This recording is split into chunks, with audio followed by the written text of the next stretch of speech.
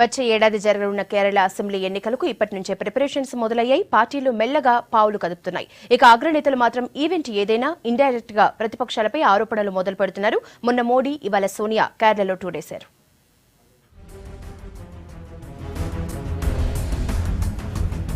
కేరళ సంస్కరణవేత్త, ఆధ్యాత్మిక గురువు శ్రీ నారాయణ గురు ఆశయాలను మతతత్వ శక్తులు క్యాప్చర్ చేసేందుకు ప్రయత్నిస్తున్నాయని ఆరోపించారు కాంగ్రెస్ అధ్యక్షురాలు Sonia Gandhi.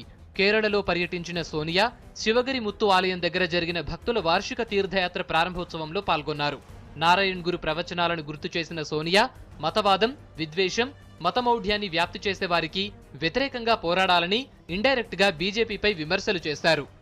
I believe that there can be no greater betrayal of Sri Narayana Guru than the attempts being made to capture his legacy by communal ideologies and individuals whose sole motive is political power by spreading prejudice, bigotry, and by dividing our diverse society.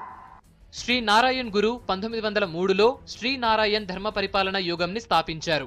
ఈ మధ్య జరిగిన స్థానిక ఎన్నికల్లో ఎస్ఎన్డీపీ బీజేపీతో పొత్తు పెట్టుకుంది. కేరళలో వచ్చే ఏడాది అసెంబ్లీ ఎన్నికలు జరగనున్నాయి.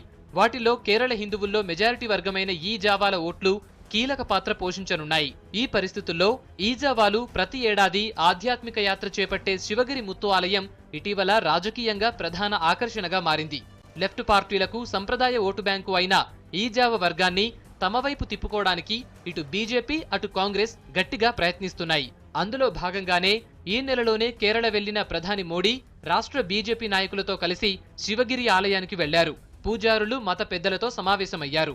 లేటెస్ట్ గా సోనియా గాంధీ కూడా శివగిరి వెళ్లడంతో పొలిటికల్ యాక్టివిటీస్ కు ఆలయం వేదికగా మారుతోంది.